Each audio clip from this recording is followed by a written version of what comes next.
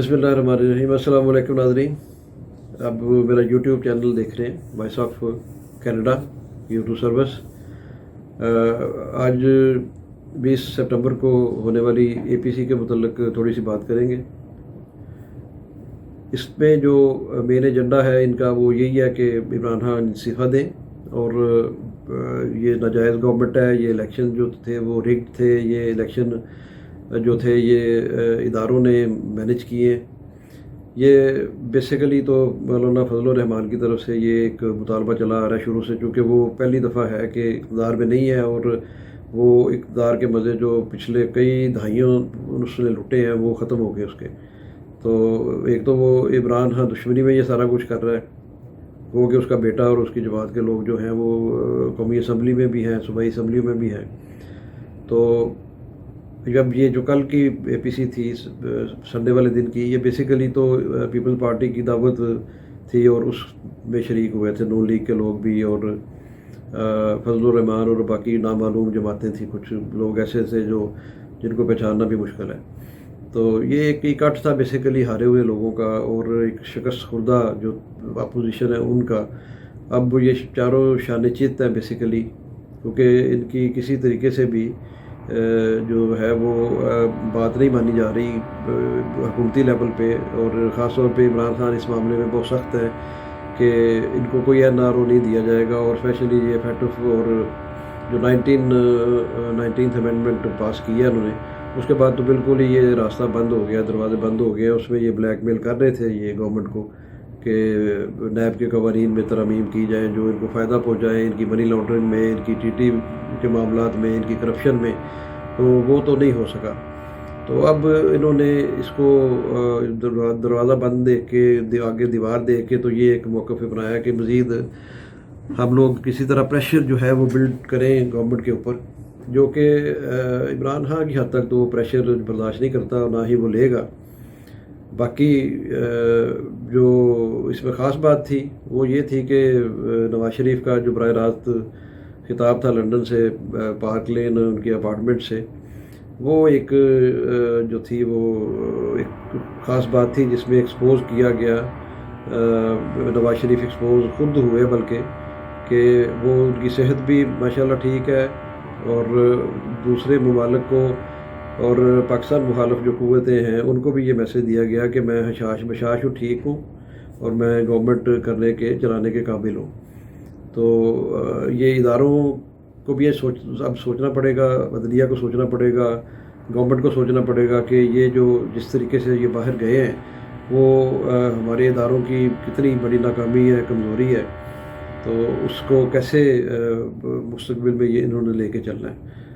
इसके अलावा उन्होंने फ़ौज पर बेशुमार इल्ज़ाम लगाए, हालांकि ख़ुद ये बच्चे को पता है कि जनरल ज़िया-उल हक़ को, जनरल जिलानी की नर्सरी में ही ये बड़े होके आए। जनरल ज़िया-उल हक़ को ये अपना रूहानी बाप कहते रहे, तो उसके बावजूद ये बेतुकी बातें और ये पूरी 54 मिनट की इनकी जो तकरीर थी वो सारी लिखी हुई, एक जुमला भी इन्होंने अपने पास से नहीं बोला। तो इनकी काबिलियत का तो ये हाल है। अभी तक ये इदारों पे जो है वो चढ़ाई किए हुए हैं और फ़ौज एक वाहिद इदारा ऐसा जो मुनज़्ज़म इदारा, जिसकी वजह से मैं समझता हूँ कि पाकिस्तान कायम है।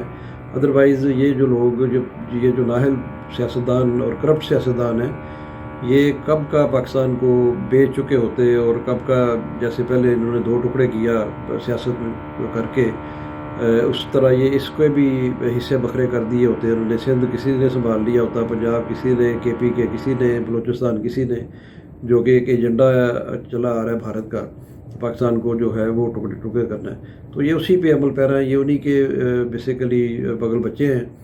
तो नवाज शरीफ की टोटल जो तकरीर थी वो बिल्कुल यानी उसमें कोई ऐसी नई चीज़ नहीं थी, कोई ऐसा प्लान नहीं था, कोई कुछ नहीं था, यानी जो एक इंटेलेक्चुअल के लिए बात हो या आवाम के लिए कोई बात हो, सब बातें, सब बेकार बातें, इल्ज़ाम बराए इल्ज़ाम। इसी तरह जरदारी की जो तकरीर थी वो भी ऐसी ही थी, वो भी अपने अरबों के घरों में बैठ के ये बातें कर रहे थे और मुँह चढ़ा रहे थे अदलिया का भी और हमारे इदारों का भी, नैब का भी और बाकी जो इससे रिलेटेड इदारे हैं कि देखो हम अपने अपने घरों में जो करप्शन से बनाए गए हैं उसमें बैठे हैं और گورنمنٹ کو اور سب کو چیلنج کر رہے ہیں باقاعدہ بیٹھ کے وہاں پہ.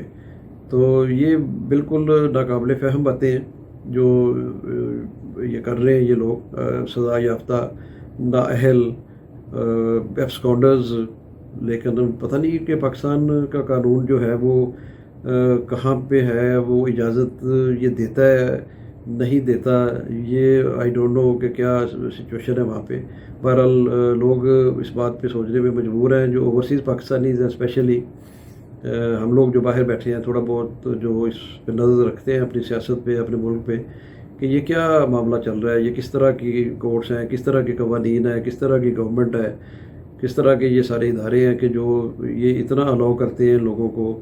اور ایون جو سزا یافتہ لوگ ہیں اس میں سپریم کورٹ وغیرہ سے یہ توہین عدالت کے کیسز میں، جس میں طلال چودھری ایک ہے تو، اور وہ نہال ہاشمی ہے اور اس طرح کے لوگ ہیں. ان کو مجھے نہیں سمجھ آتی کہ یہ میڈیا والے کیوں لا کے بٹھا دیتے ہیں اپنے اس پہ.